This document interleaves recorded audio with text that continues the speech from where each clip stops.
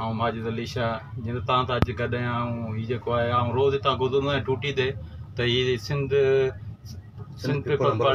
हुकूमत जे तरफ़ां जेका इहे एम्बुलेंस बीहारे वियूं आहिनि अवाम जी सहूलियत त अॼु आउं हितां गुज़रियोसि पिए त साईं जिन खे मूं चयो त तफ़सील वठूं तव्हां ताईं पुॼायूं त हीअ छा आहे छो हिते बीठियूं आहिनि इन बारे में अचो त साईं सां थोरो तव्हां गुफ़्तगू कयूं तारीफ़ कयूं छा आहे।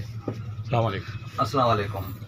साईं इहो सिंध पीपल एम्बुलेंस सर्विस आहे सिंध गवर्नमेंट जे तरफ़ां ॾिनी वई आहे ऐं हैदराबाद में सर्विस स्टार्ट थी आहे। हिन सर्विस जो वॾो फ़ाइदो आहे को बि घर में या रोड ते या किथे बि को हादसो थिए थो या घर में को बि बीमार आहे उन खे 10 ते कॉल कजो ऐं तव्हांखे एम्बुलेंस प्रोवाइड कई फ्री कॉस्ट को बि हिकु रुपयो बि केर बि कोन वठंदो तव्हां खां ऐं केर बि अगरि पैसा तव्हां खां वठे थो तव्हां कंप्लेंट करे सघो था 10 ते। सेंटर किथे आहे?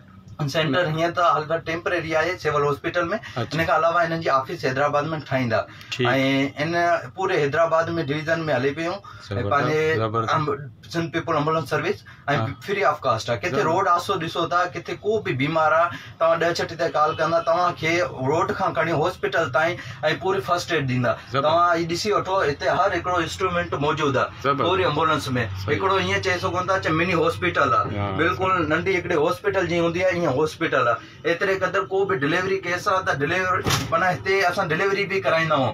हर हिकु शइ असां वटि मौजूदु आहे गाइनी किट वग़ैरह सभु कुझु मौजूदु आहे ऑक्सीजन आहे सभु कुझु असां वटि प्रोवाइड करे सघूं था ऐं सभु कुझु आहे फ्री ऑफ कास्ट हिकु रुपयो बि कोन वठंदा। तमामु बहितरीन कमु आहे सिंध हुकूमत जे तरफ़ां ऐं इंशाअल्लाह तव्हांजो इहो पैगाम सोशल मीडिया ते बि ॾींदासीं त जीअं ग़रीब आवाम खे जेका आहे ख़बर पए ऐं तमामु ज़बरदस्त। थैंक यू सर, महिरबानी।